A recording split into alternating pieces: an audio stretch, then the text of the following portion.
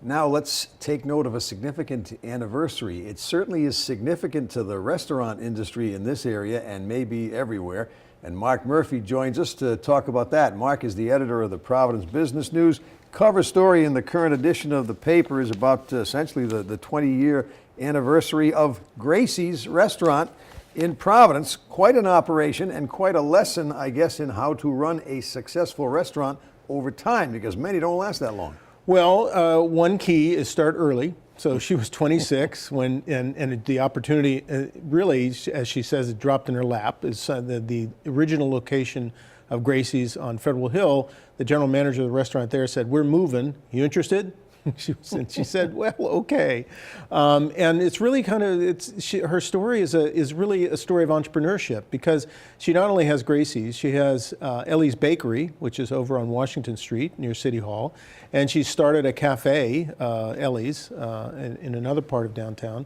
And so it keeps her, I guess, fresh and interested and engaged, and she has great passion for the industry. And in that industry especially, you have to stay fresh because tastes change over time. Well, yeah, and so she started, and she said it wasn't, she wasn't a smashing success right away in the sense that it wasn't a Federal Hill Italian eatery, right? It was about local products, and that's really what Gracie's is sort of stuck with, is local, fresh, seasonal produce.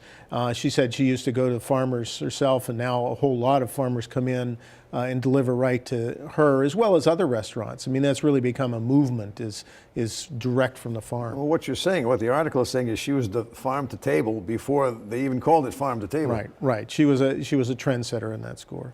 And still going. Yeah, and the other thing that Gracie's does is it's very much a special occasion restaurant. So if you go there, the atmosphere is different than a lot of other places. It's not big, but it's intimate, and it's very personal. I can think of a handful of other restaurants that have been around for 20 years or more, and partly because I guess I've been around for a long time. But what is the general lesson to budding restaurateurs that we can take from this? Well, I think part of it is, I wasn't kidding when I said start young, because it really takes a lot of energy.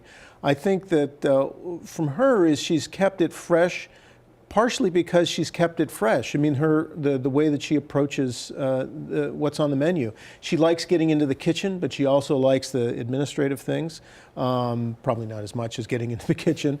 And I think that is really a key to it. And she knows, she's learned who her patrons are, and anticipates their needs and takes care of their needs. And that's really part of it, is you have to know where you're playing in the cornucopia of restaurant choices that people have today. Much more about this, lessons too, for people who think they can do this. It's in the current edition, in print and online, of the Providence Business News. Mark Murphy, thank you for joining us. Thank you, Frank.